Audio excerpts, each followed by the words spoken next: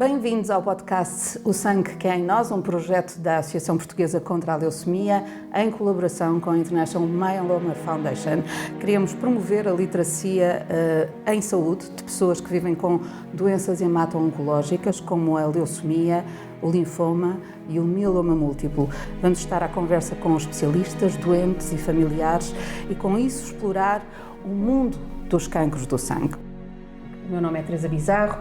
Neste episódio falamos sobre direitos do doente. Está connosco Luísa Almeida, assistente social no Instituto Português de Oncologia de Lisboa. Olá. Bem-vinda ao podcast O Sangue que é em Nós. Muito obrigada por ter aceitado o nosso convite. Começo pelo dia, se calhar o dia do diagnóstico. O que é que o doente, no dia do diagnóstico, em termos práticos, para além da doença, deve fazer? Olá, bom dia. Obrigada pelo convite, é um prazer estar aqui.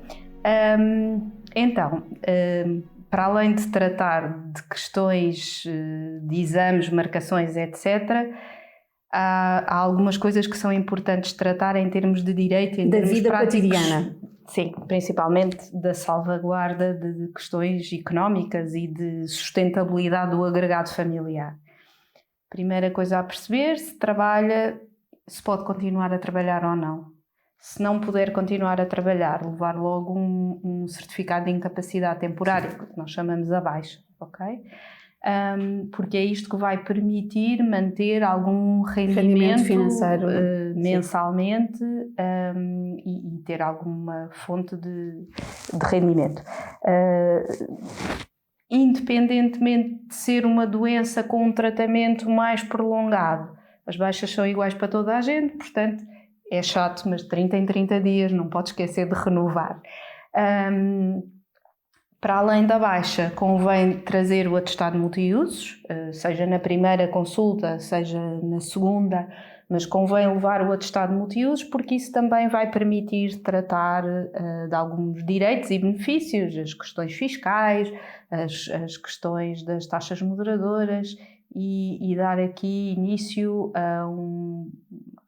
à ativação daquilo que é possível a pessoa estar um bocadinho mais protegida nesta situação de doença. Em termos gerais, quais são os principais direitos do doente oncológico? Em termos da doença oncológica, os direitos não são específicos da doença oncológica, são específicos da doença, ponto. São específicos da doença com uma incapacidade, é isso? Com uma incapacidade para o trabalho. Não é obrigatório que a doença seja... Por exemplo, para ter direito à baixa não é preciso ter uma doença oncológica ou uma doença prolongada ou crónica. Sim. Basta estar com uma gripe ou com uma pneumonia, coisas que podem ser resolvidas. Pronto. Primeira coisa, quem trabalha tem direito à proteção no trabalho, à proteção na doença. Quem desconta para qualquer subsistema tem direito a receber uma parte do seu ordenado durante o período em que está doente e, portanto, manter aqui algum rendimento mensal. Trabalhadores independentes também estão... Trabalhadores independentes também. A diferença aqui é o trabalhador por conta de outrem tem direito a praticamente 3 anos de baixa, o trabalhador independente tem direito a 1 ano de baixa. E essa é a diferença principal. Que pode pesar numa doença como esta. Prolongada às vezes não é fácil, mas é um direito transversal a qualquer pessoa que por incapacidade, por motivo de doença, não pode trabalhar. Pronto. Depois, em termos do atestado multiusos que os doentes oncológicos têm direito, outras doenças também, não da mesma forma automática, porque na doença oncológica, quando eu sou diagnosticada, posso pedir o atestado logo no hospital. Noutras situações de outras patologias isso não é possível, mas o atestado multiusos dá direito às mesmas coisas. Benefícios fiscais, IRS, selo do carro, isenção das taxas moderadoras. O atestado automático que tem os 60%. Pode dar também direito a negociar com a operadora de telecomunicações a mensalidade.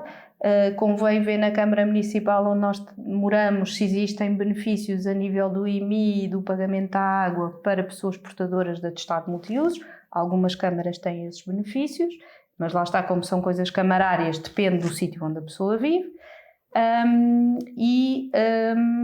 Ainda a prestação social para a inclusão, que é um apoio da Segurança Social esse sim depende de alguns critérios, nomeadamente a questão económica, ou seja, a pessoa para ter direito à prestação social para a inclusão, se tiver 60% de incapacidade, tem que ter um rendimento inferior ao salário mínimo nacional e menos de 55 anos. É um dos critérios. Um dos direitos também eu acho que é o acesso à informação, não é? O direito à informação médica, sempre. Esse é um direito geral que está na Carta dos Direitos do Doente e isso está exibida em todos os centros de saúde, hospitais, está publicitado, assim como o direito à uma segunda opinião. Eu posso sempre e tenho sempre direito a enviar o meu processo clínico para outro sítio qualquer e pedir uma segunda opinião. Isso são direitos que estão consagrados na Carta dos Direitos do Doente, portanto não é específico da doença oncológica, é um direito que qualquer um de nós tem. Estamos a falar de pessoas que enfrentam doenças normalmente com uma carga muito pesada e, portanto, uma alteração do cotidiano muito repentina e de repente têm também lidar com este lado mais prático e mais pragmático da vida. Existem também apoios para ajudar as pessoas a lidar em paralelo, não só com a doença, mas também com este lado mais prático da vida. Pessoas e famílias, porque muitas vezes toda a família é afetada, não é? De uma maneira geral, há sempre alguém das nossas relações, um amigo mais próximo, um familiar mais disponível, que ajuda aqui um bocadinho. Quando isso não existe, nós, assistentes sociais nos hospitais, estamos lá também para encaminhar. Não conseguimos fazer as coisas pelo doente. Por exemplo, se o doente tiver um problema com a baixa que não está a ser paga e me pedir, por favor, ligue para a Segurança Social e pergunte como é que é. O doente até me pode ter delegado o poder de o fazer. Não me dão informações porque eu não sou o próprio. Mesmo que o próprio esteja ao meu lado e no telefone diga, não, pode falar com essa senhora. Não dão informações porque eu não sou o próprio. Ou seja, há algumas situações em que não há possibilidade de ser outra pessoa senão o doente a tratar. De qualquer forma, por exemplo, entregar requerimentos na Segurança Social. Faz-se online, pode-se fazer, qualquer pessoa pode ir entregar o requerimento para a prestação social para a inclusão, não é obrigatório ser o doente. Registar o atestado de multiusos nas finanças, qualquer pessoa pode ir fazê-lo. Registar o atestado de multiusos no centro de saúde, qualquer pessoa pode fazê-lo. Portanto, há muita coisa que o doente pode delegar. Se tem alguma dúvida, pode sempre falar com a assistente social do seu serviço e nós vamos tentar informar no sentido de dizer o que é que pode fazer ou como é que pode facilitar aqui o processo, para ser mais rápido e não andar a bater portas que não vale a pena, não é? Existe capacidade de resposta instalada para isso? Não. Vai existir. O que é que era preciso para... Temos caminhado para melhorar a resposta, pelo menos? É sim. Eu acho que sim, não no sentido de haver mais profissionais disponíveis, mas no sentido em que a informação, mesmo online, é um bocadinho mais correta. Portanto, se a pessoa tiver alguma capacidade de ir à internet procurar como é que faz, há muitos sítios com informação e informação boa e clara. Às vezes é preciso saber escolher qual a melhor maneira de a obter. As associações TCL, Liga Portuguesa contra o Cancro, no caso das crianças a acreditar, tem disponível online muita informação que também pode ajudar. Não é? Sim, também separar estas associações, sim. Atenção que há muitas vezes sites de outros países que não têm muita informação sobre direitos, só que não é aplicada a Portugal. Portanto, é preciso também ter atenção onde é que se vai buscar o quê. Quais são as principais barreiras que identificam e que podem ser prevenidas ou ultrapassadas, a forma como podem ser ultrapassadas para estes doentes que têm estes diagnósticos e depois no caminho que têm que fazer a seguir? Estes processos de ativação de direitos são processos pesados e que ainda têm uma carga burocrática muito grande. Consomem muita ainda energia. É preciso muito o papel. E o papel às vezes é difícil de conseguir quando a pessoa está no meio de uma quimioterapia, sem força, com náuseas, com vômitos, mais debilitado. Às vezes há esta dificuldade da força anímica para ir desbravando este caminho, que acaba por ser efetivamente pesado nesta parte de requisitos e burocracias que é preciso. Compreendo que Portugal não é propriamente um país rico e, portanto, tem que haver alguma regra, algum rigor na atribuição dos apoios e dos benefícios, mas também não era preciso exagerar, acho eu. Há coisas que acabam por ser um bocadinho, às vezes, tontas. A barreira burocrática. Sim. Conselhos práticos para poder ultrapassar essas barreiras burocráticas? Tentar recolher o máximo de informação e o máximo de documentação antes de ir perder tempo para uma fila da Segurança Social ou das Finanças. Perceber exatamente e ler com atenção. Às vezes é só perder um bocadinho de tempo e ler as regras de preenchimento de documentos a apresentar. Levem tudo, não vale a pena estar 3 horas na fila da loja do cidadão para tirar uma senha para ir para a Segurança Social se depois eu não levo metade dos documentos. As coisas estão escritas, até mesmo os próprios impressos têm a documentação. Às vezes nós fazemos as coisas um bocadinho enviosadas, tipo, é só para preencher isto, agora já está. Perder às vezes 10 minutos a ler a informação o mais da fonte o mais possível, para não ser em vão aquela batalha. Já é tão difícil sair de casa, estar ali aquele tempo todo para ser atendido, ao menos que quando vá já tenha a pastinha com os documentos e com os papéis para poder entregar, sabendo que corre mesmo assim o risco de faltar qualquer coisa. Da experiência que tem, a resposta ainda assim que o Estado consegue dar a estas pessoas é suficiente? Não. A partir do momento em que eu tenho doentes oncológicos que não tinham